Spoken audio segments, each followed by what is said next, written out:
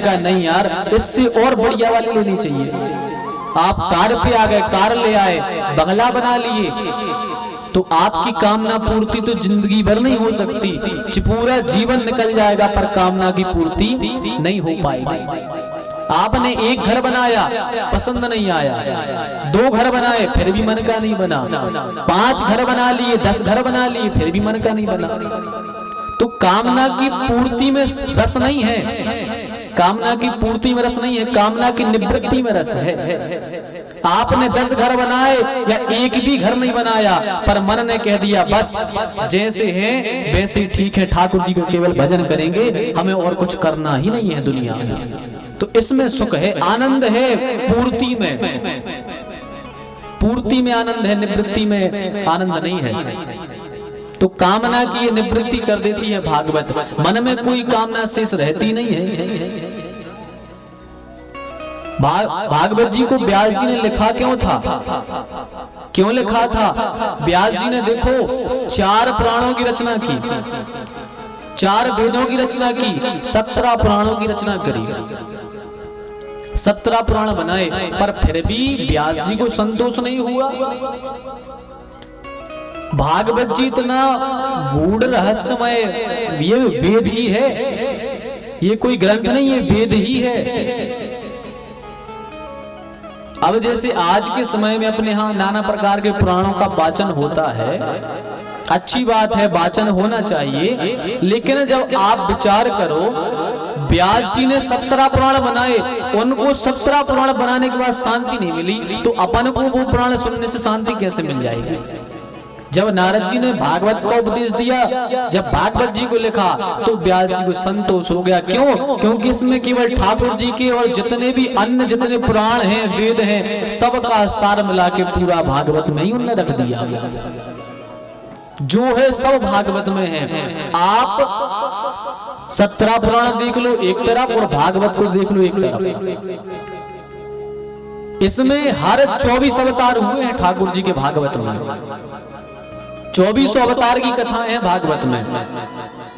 अब बताओ, जब 24 अवतार की इसमें आ गई, तो अब ये शेष बचाई क्या फिर संसार का? इसमें हर चीज है, भूगोल, खगोल, अपना जो वैज्ञानिक भूगोल इत्यादि होता है, सब इसमें भरा हुआ है। बस ये है कि अभी तक हमने ना सुना है ना किसी ने सुनाया है। ये भागवत हमने कहा ना, जो भावना से आप बैठोगे वो मिलेगा, आप ज्ञानी बन के बैठोगे ज्ञान मिलेगा। इसमें ऐसी ऐसी ज्ञान की बातें हैं, इतनी बड़ी बड़ी ज्ञान की बातें लिखी हैं, वैराग्यवानों की भी बातें लिखी हैं और प्रेमियों की बातें भी हैं। हर चीज मिलेगी यहाँ पर, हर चीज मिलने वाली है आपको यहाँ पर ये है कि आप भावना से किससे बैठ रहे हो। तो आपसे तो एक ही कहेंगे, केवल आप तो यहाँ प्रेमी बन के बैठो और खाली होकर बैठो। यहाँ भर कर नहीं बैठना, खाली होकर बैठना है। आपके पास जितना ज्ञान है, जितना जो है, सब घर पर रख के आओ और यहाँ आकर के केवल खाली बैठो। जब खाली बैठोगे तब जाकर के ना आपके अंदर ठाकुर जी का प्रेम भरेगा। आप पहले से भरे भराए बैठे तो आपके अंदर प्रेम थोड़ी भरने वाला है। तो ये ठाकुर जी की ऐसी कथा है भैया, जो कई जन्मों के बाद में सुलभ होती है। तो भाग्योदयेन बहु जन्म समर्जितेन सत्संग मंच लवते पुरुषो यदा वै। कई जन्मों के पुण्यों के बाद में यह सत्संग हमको प्राप्त होता है। और इस सत्संग से होता क्या है? अज्ञान हेतु कृत मोह मदान्धकारा, हमारे अंदर जो अज्ञान भरा हुआ है, इस अज्ञान को, यह भागवत सूर्य के समान है। अज्ञान का अंधकार हमारे हृदय में है और ये भागवत सूर्य के समान है, सूर्य जैसा प्रकाश है। तो जब यह ज्ञान का प्रकाश हमारे अंदर जाता है तो हमारे अंदर से अज्ञान का काम, क्रोध, लोभ, मोह, ईर्ष्या, द्वेष, मात्सर्य, पाखंड इत्यादि का सारा अंधकार अपने आप ही नष्ट हो जाता है। कुछ अलग से करने का जरूरत ही नहीं है आपको, केवल भागवत जी में आओ, बैठ जाओ, इतने में आपका कल्याण है। ये साक्षात ठाकुर जी की प्रतिमूर्ति है। भागवत जी में क्या लिखा है? तेने यम वांगमयी मूर्ति प्रत्यक्षा वर्तते हरे। आपने जैसे पीतल की मूर्ति देखी होगी, पीतल की मूर्ति अपने घर में रखे रहते, पर ठाकुर जी की, गणेश जी की, शंकर जी की पीतल की मूर्ति। पत्थर की मूर्तियां देखी होगी आपने, सोने की देखी होगी, चांदी की देखी होगी, नाना प्रकार की धातुओं की मूर्तियां बनती हैं जिसको कारीगर बनाते हैं। पर व्यास जी ऐसे कारीगर हैं जिन्होंने भगवान की शब्दमय मूर्ति बना दी, अक्षरों में भगवान को बना दिया। तो ये अक्षर रूपी शब्दमय मूर्ति ठाकुर जी की कथा ही है। ये ना कोई पुस्तक रखी है, ना कोई ग्रंथ है, इसको ग्रंथ नहीं समझना चाहिए। ये साक्षात ठाकुर जी विराजमान है। हम सब देखो ये ठाकुर जी इसलिए तो सर पर रख के लाते हैं। आपने और कोई पुराण को देखा जो सर पर रखते हैं? अच्छा, ठाकुर जी को सर पर रखते हैं, इसका भाव क्या है? बड़ा अच्छा भाव है। आज जब कलश यात्रा हो रही थी तो हम विचार कर रहे थे कि ठाकुर जी की कथा जो है अपन सर पर रखते हैं तो इसका क्या भाव होना चाहिए। तो हमने ये विचार किया मन में कि ठाकुर जी की पोथी केवल एक दिन के लिए सर पर नहीं रखनी। ये ठाकुर जी का रूप है, साक्षात ठाकुर जी है। तो सर पर रखने का अर्थ ये है कि अभी तक हम जैसा जी रहे थे अच्छा जी रहे थे, जैसा जिए बढ़िया जिए, लेकिन अब से हमें क्या करना है कि अब से हमारा ठाकुर जी से संबंध बन गया। अभी तक तो जैसे जी रहे थे, अब ठाकुर जी से हमारा संबंध बन गया। तो अब हमें क्या करना है? कोई भी काम करना है तो सबसे पहले अपने ठाकुर जी सर पर बैठे हैं, सबसे पहले ठाकुर जी को आगे करके ही हर कार्य करने हैं। कोई भी काम करो ठाकुर जी को आगे करके करो। सर पे रखने का अर्थ है सबसे आगे ठाकुर जी चलेंगे, इसके बाद में हम सब चलेंगे।